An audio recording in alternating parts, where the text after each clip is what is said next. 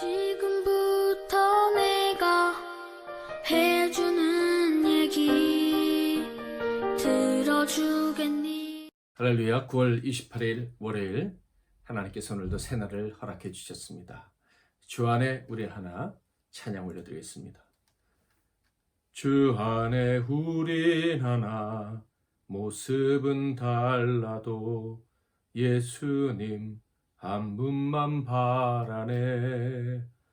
사랑과 선행으로 서로를 격려해 따스함으로 보듬어 가리.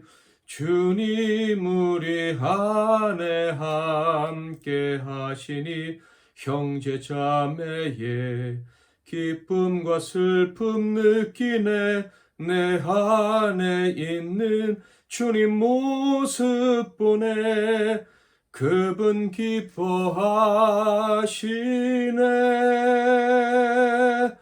주님 우리를 통해 계획하신 일, 부족한 입술로 찬양하게 하신 일, 주님 우리를 통해 계획하신 일, 너를 통해 하실 일 기대해. 오늘은 고린도후서 1장 12절부터 22절까지 말씀을 보겠습니다. 신약성경 고린도후서 1장 12절에서 22절 말씀, 제가 14절까지만 봉독해 드리겠습니다. 우리가 세상에서 특별히 너희에 대하여 하나님의 거룩함과 진실함으로 행하되 육체의 지혜로 하지 아니하고 하나님의 은혜로 행함은 우리 양심이 증언하는 바니 이것이 우리의 자랑이라.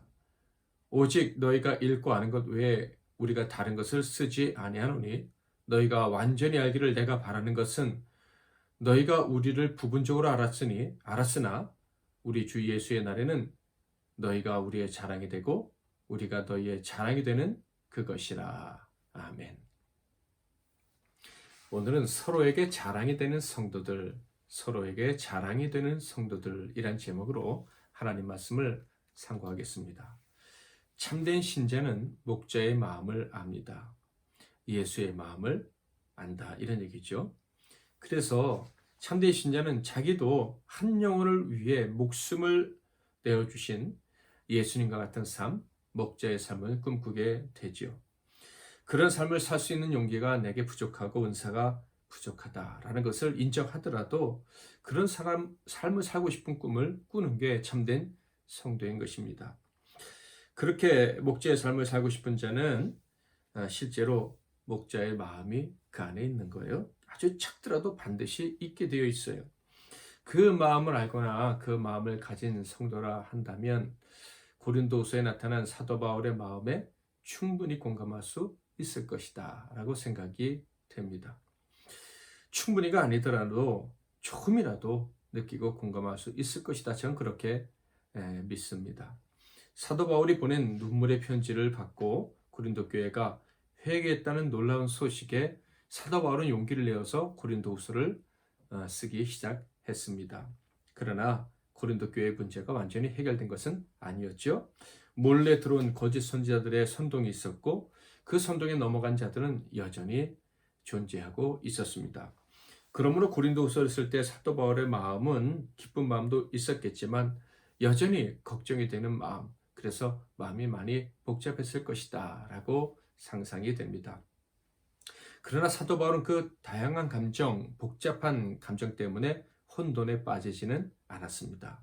자포자기의 심정과 같은 극단적인 태도도 보이지 않았죠.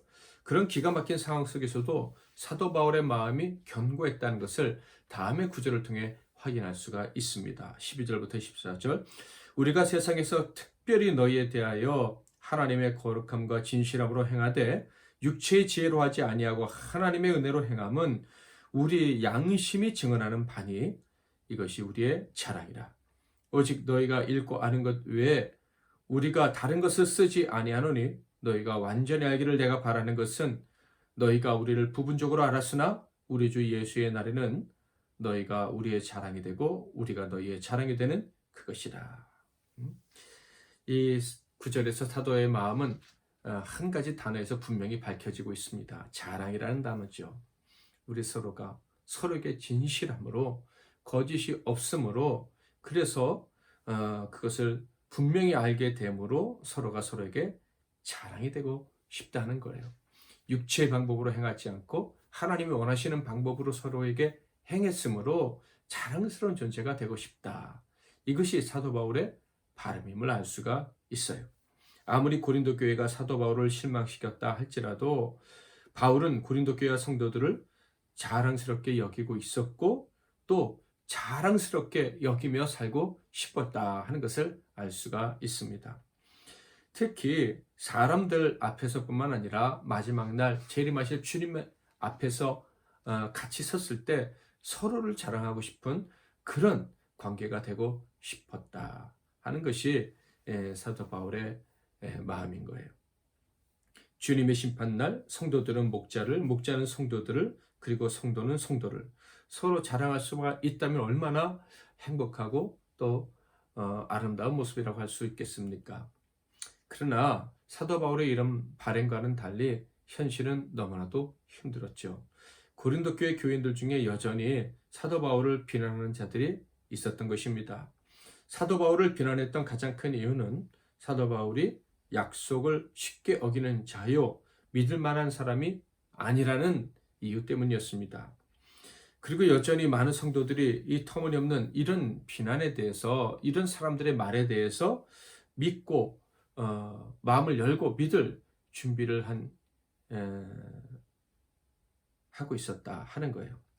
거짓 선동꾼들, 거짓 사도들, 그리고 숨겨진 죄악을 버리지 못하는 탐욕으로 가득 차 있는 가짜 성도들 때문에 사도 바울은 이런 비난을 받아야 했던 것이죠. 얼마나 힘들었을까요? 사도 바울, 진심으로 교회와 성도들을 사랑하는 이 바울에게는 정말 힘든 일이었을 것입니다. 고린도 교회는 사도 바울이 개척한 교회이지 않습니까? 성도들 중에 많은 사람들은 사도 바울의 전도나 설교를 듣고 회심한 사람들이었을 거예요. 그런 성도들, 사도 바울에게는 생명보다 더 귀하다고 여겨지는 그런 성도들이 바울에게서 얼굴을 돌렸으니 얼마나 고통스럽겠습니까? 이런 생각을 해봤습니다. 예수님께서 십자가에서 운명하시기 직전에 하나님이 얼굴을 돌리셨다고 했잖아요. 그래서 나의 하나님 어찌 나를 버리십니까? 하면서 운명하셨다라는 말씀을 들어서 알고 계실 거예요. 예수님이 이렇게 고통을 당하시고 죽으신 이유는 바로 사랑하는 자들에게 당하는 거절의 고통이 얼마나 큰지 아셨기에 마지막에 그 고통을 당하시고 운명하신 것 아닌가 하는 그런 생각을 해본 거예요. 개인적으로 과거 교육전도자 시절에 부교육자 시절에 한 2년에서 3년을 섬겼던 교회를 사임할 때 약 한 달 정도는 머리가 텅 빈 것 같고 가슴이 애린 그런 고통을 겪곤 했었습니다. 부족한 사랑이지만 그래도 사랑하려고 애쓰며 그렇게 섬겼던 성도들, 어린아이 그리고 학생들을 떠나는 것이 제게는 너무 고통스러운 일이었다. 그 추억들을 머릿속에서 지우려고 참 애를 썼던 기억이 있습니다. 그런데 사도 바울은 여전히 사랑으로 섬기고 있는 교회입니다. 떠난 것도 아닌데 거절을 당하고 있습니다. 아마 말할 수 없는 고통을 겪었을 것이다 라고 충분히 상상할 수 있습니다. 자, 그렇다면 고린도 교회 성도들은 사도 바울이 왜 약속을 어기는 자로 생각하고 비난했을까요? 바로 고린도 교회에 방문하기로 했던 이 바울의 계획이 여러 번 바뀌었기 때문입니다.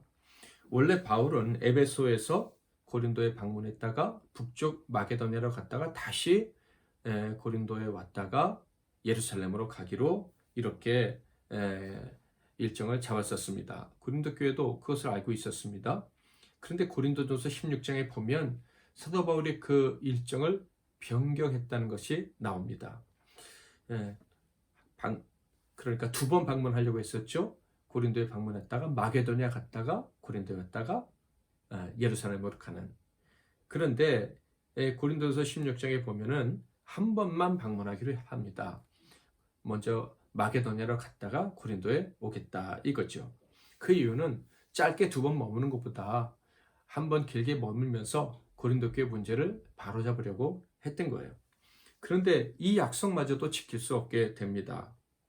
왜냐하면 고린도전서에서 이제 16장에 2번 방문할 것을 1번 방문하겠다 이렇게 약속을 했는데 고린도전서를 받은 고린도 교회가 회개를 하지 않은 거예요. 문제가 더 심각해진 것입니다. 그래서 사도 바울이 급히 예정에 없던 방문을 했던 것이죠. 그런데 그 방문은 완전히 실패로 돌아갔다고 했죠. 그래서 사도 바울은 슬픔을 갖고 에베소로 돌아갑니다. 그리고 거기서 눈물의 편지라고 알려진 지금은 남아있지 않은 편지를 보내게 된 것입니다. 원래는 다시 곧 오겠다고 얘기를 했었어요. 15절 16절에 볼까요? 내가 이 확신을 가지고 너희로 2번 은혜를 얻게 하기 위하여, 이 2번 은혜는 2번 만나는 기쁨 이런 뜻입니다. 먼저 너희에게 이르렀다가 너희를 지나 마게도냐로 갔다가 다시 마게도냐에서 너희에게 가서 너희의 도움으로 유대로 가기를 계획하였으니, 이렇게 계획을 했었지만 에베소 돌아가서 고린도 교회의 반응을 들은 이후에 즉시 돌아가겠다는 약속 대신에 눈물의 편지를 보냈었던 겁니다. 그러니까 이 고린도 교회는 이런 바울의 모습을 보면서 바울은 신뢰할 수 없는 사람이다 라는 말을 만들어냈고 많은 사람들이 그것을 믿어버린 거예요. 바울이 이렇게 이 계획을 잘 바꾸는 것은, 자꾸 바꾸는 것은 그가 영적인 사람이 아니고 인간적인 사람이기 때문이다. 육신에 따라 움직이는 사람이기 때문이다. 라고 말을 만든 것이죠. 실제로 거짓 선지자들이 와서 막 신비한 기적들, 표적들을 막 행했거든요. 그러면서 사도 바울은 그런 표적도 행하지 않으니까 얘는 육적인 사람이고 거기다 약속을 막 바꾸는 거 보니까 분명 육적인 사람이다. 이게 확실하다. 이렇게 말을 만들어냈던 거예요. 그렇지만 생각해 보세요.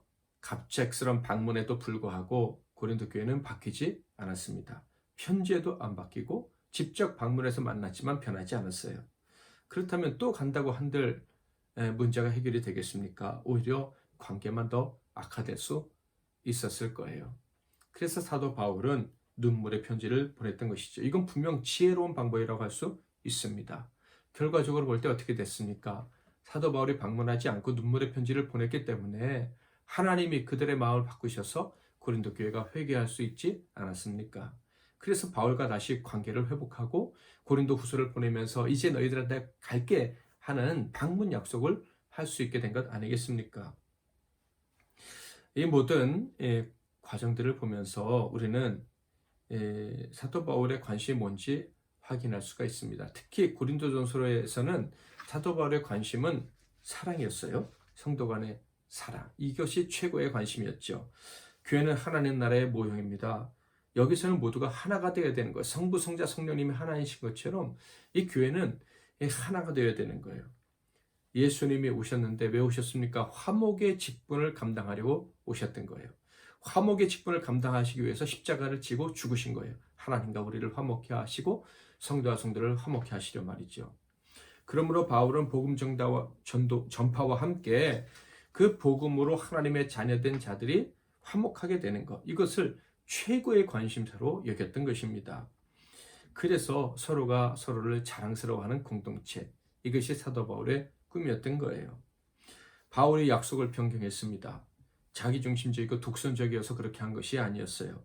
우유부단함 때문도 아니었습니다. 함께하기 위한 최선의 방법을 찾기 위해서 하다 보니까 그렇게 되었다 하는 거예요. 사도 바울의 이야기를 계속 들어볼까요? 17절부터 20절. 이렇게 계획할 때에 어찌 경솔히 하였으리요? 혹 계획하기를 육체를 따라 계획하여 예하면서 아니라 하는 일이 내게 있겠느냐? 하나님은 미쁘시니라. 우리가 너희에게 한 말은 예하고 아니라 함이 없노라. 우리 곧 나와 실로아노와 디모데로 말미암아 너희 가운데 전파된 하나님의 아들 예수 그리스도는 예하고 아니라 함이 되지 아니하셨으니 그에게는 예만 되었느니라. 하나님의 약속은 얼마든지 그리스도 안에서 예가 되니 그런즉 그로 말미암아 우리가 아멘하여 하나님께 영광을 돌리게 되느니라.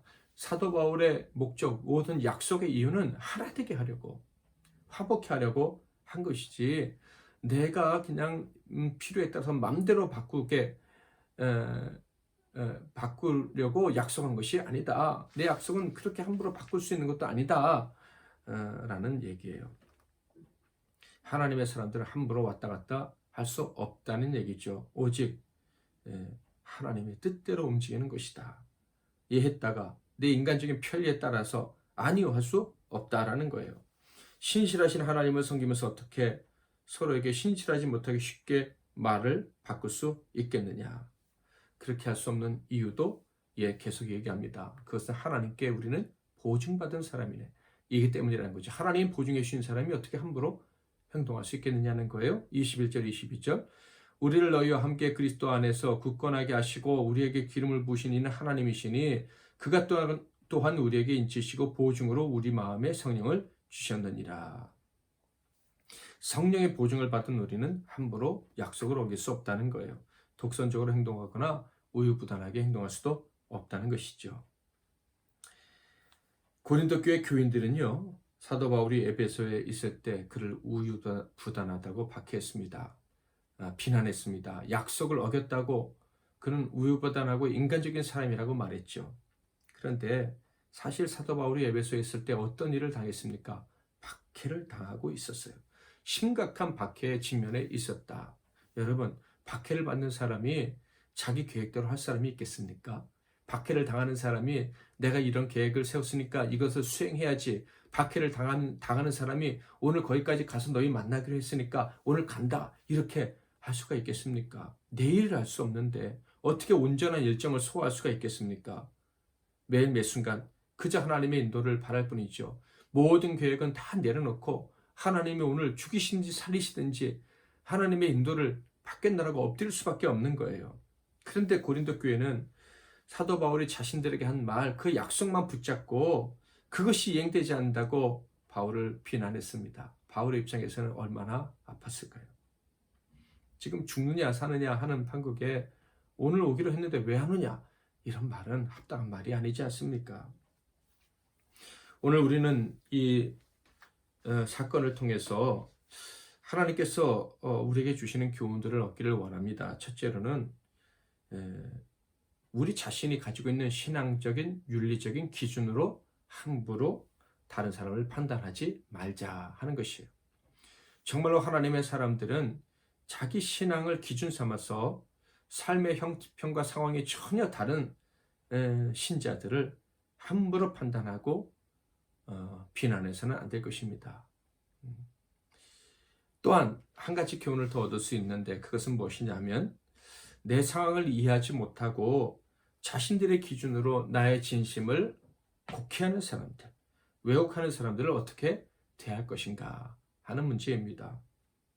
그때에는 가까이 해도 그리고 멀리 해도 공격을 받을 수가 있습니다. 그러므로 가까이 할 것이냐 멀리 할 것이냐 이것보다 더 중요한 것이 있는데 바로 하나님의 때를 기다리는 거예요. 이해했으니 이해하고 아니요 했으니 아니요 하고 뭐 이것보다 상황이 그렇게 할 수가 없다는 그 인식이 생겼으면 하나님이 어떻게 하실까 그것을 생각하고 하나님께 온전히 맡겨야 된다 하는 거예요. 그렇게 되면 어떻게 됩니까? 사도 바울은 약속을 어기는 죄로 비난을 받고 있지만 그럼에도 불구하고 기다렸더니 결국 디도의 보고를 받게 됩니다. 예상하지도 못했던 결과죠. 눈물의 편지를 썼는데 그 편지를 보고 비난하는 자들이 돌이켰다 하는 거예요. 기다리면 하나님이 예상치도 못했던 좋은 결과를 주십니다. 서로에게 자랑스러운 존재가 되는 그런 행복한 날을 주시는 거예요. 죄악된 자들이 성도가 되어 함께 살아가는 것은 결코 쉬운 일이 아닙니다.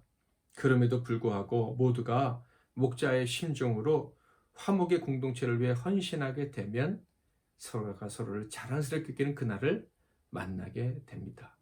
우리의 공동체가 그런 공동체가 될 수 있기를, 혹시 깨어진 공동체가 있다면 그 공동체들이 회복될 수 있기를 주님의 이름으로 소원합니다. 주 안에 우린 하나 한 번 더 찬양하겠습니다. 주 안에 우린 하나 모습은 달라도 예수님 한 분만 바라네. 사랑과 선행으로 서로를 격려해 따스함으로 보듬어 가리. 주님 우리 안에 함께 하시니 형제 자매의 기쁨과 슬픔 느끼네. 내 안에 있는 주님 모습 보네. 그분 기뻐하시네. 주님 우리 통해 계획하신 일 부족한 입술로 찬양하게 하신 일. 주님 우리 통해 계획하신 일 너를 통해 하실 일 기대해. 아멘. 기도 제목을 드리겠습니다. 첫째로, 하나님 아버지, 우리 MEC 나눔교회와 이 땅의 모든 교회들이 온전히 하나 되게 하옵소서. 서로를 자랑스럽게 여길 수 있는 공동체를 이루기 위해서 헌신하는 그런 헌신이 가득 찬 교회들이 되게 하옵소서라고 기도하겠습니다. 두 번째로는 코로나19 사태를 통해서 무너져버린 예배, 그리고 우리의 신앙이 온전히 회복될 수 있는 은혜를 허락하옵소서. 그리고 이 나라와 이 민족이 하나님의 교회가 얼마나 이 공동체에 필요한지 모두가 깨닫는 그 교회를 갖게 하옵소서라고 기도하겠습니다. 마지막 세 번째로는 오늘 하루의 삶을 주님께 맡기면서 사랑하는 모든 사람들과 동력자들과 사역자들과 그리고 우리 교회와 이 땅의 교회들을 위해서 기도하겠습니다. 제가 잠깐 먼저 기도하겠습니다. 하나님 아버지, 우리가 무엇이간데 택하여 주시고 하나님 나라 백성이 되게 해주시고 서로를 자랑스럽게 여기를 원하는 이 거룩한 공동체 교회의 일원이 되어 살게 하셨나이까. 이런 복 우리에게 주셨음을 평생 잊지 않게 하시고 교회의 소중함을 기억하고 공동체의 소중함을 기억하고 이 소중한 공동체가 하나 되어 서로를 자랑하게 되기를 꿈꾸며 살아가는 우리 모두가 되게 하옵소서. 예수 그리스도의 이름으로 기도하옵나이다. 아멘.